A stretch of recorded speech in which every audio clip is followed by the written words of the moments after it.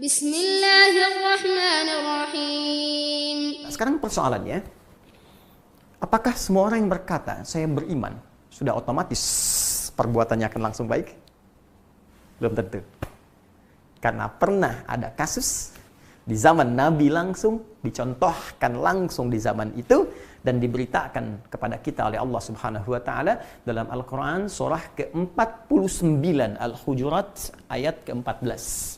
Ada orang Arab Badui yang langsung berkata, saya beriman. Qalatil a'rabu amanna. Ada orang Arab Badui berkata, ya Rasulullah Muhammad SAW, kami telah beriman. Maka karena iman perkara hati, Nabi tak bisa langsung menilai hati orang kecuali dengan petunjuk Allah Subhanahu wa Ta'ala. Ya? Ya, maka diberikan petunjuk oleh Allah Subhanahu wa Ta'ala untuk menilai hati seseorang dengan bimbingan Allah Subhanahu wa Ta'ala. Maka kalimat keluar firman Allah Subhanahu wa Ta'ala diberikan pada lisan beliau, dikatakan, "Qul lam tu'minu." Katakan Muhammad sallallahu alaihi wasallam, kalian belum serius imannya. Tuh, belum sampai ke jiwa. Belum serius. Ya. "Qul lam tu'minu, walakin qulu aslamna wa lamma yadkhulul imanu fi qulubikum." Tapi katakan, kamu baru masuk Islam. Ya, kalimatnya baru di lisan. Asyhadu an la ilaha illallah, asyhadu anna Muhammadar Rasulullah. Ya, baru di lisan, cuma belum sampai ke jiwa. Kalau Anda ingin melatih, kemudian bertanya pada Allah, ya Allah saya ingin bertanya, bagaimana melatihnya? Karena bahaya kalau iman cuma di lisan, ini baru di lisan, apalagi yang di lisan gak diucapkan, cuma di KTP dituliskan. Maka KTP-nya yang beriman tuh. Orangnya bisa tidak. Ya. Ini Anda bayangkan, diucapkan saja, nggak nyampe ke hati, bermasalah. Apalagi cuma dituliskan di KTP, di identitas, diucapkan nggak pernah. Itu yang paling bahaya. Jadi kalau iman itu betul-betul telah tersambung di hati kita. Misal kita ucapkan, asyhadu an la ilaha illallah, itu kalimat iman.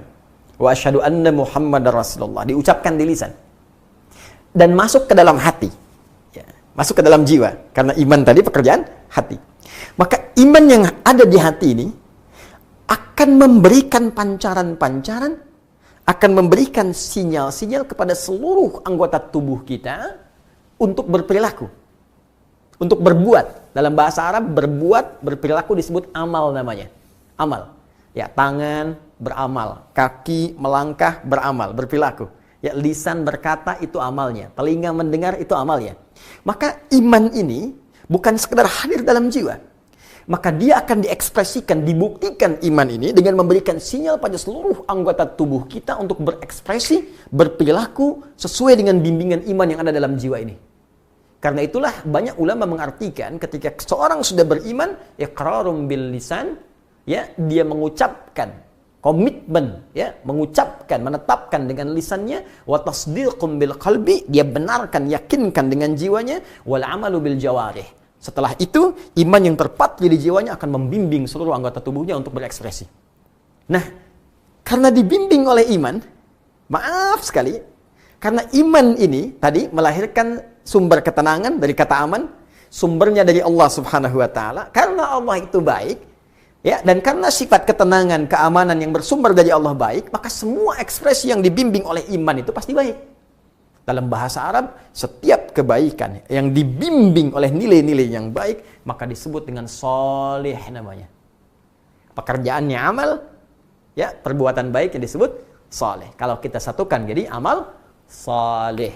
Karena itu, semua orang beriman dalam setiap waktunya, apakah tidurnya, makannya, kerjanya, masaknya, nontonnya, semua yang dia kerjakan pasti sholih, pasti baik. Ya. Waktu yang dia gunakan pasti soleh. Waktu yang digunakan untuk beraktivitas disebut asr namanya. Turun Quran surah 103 Al-Asr.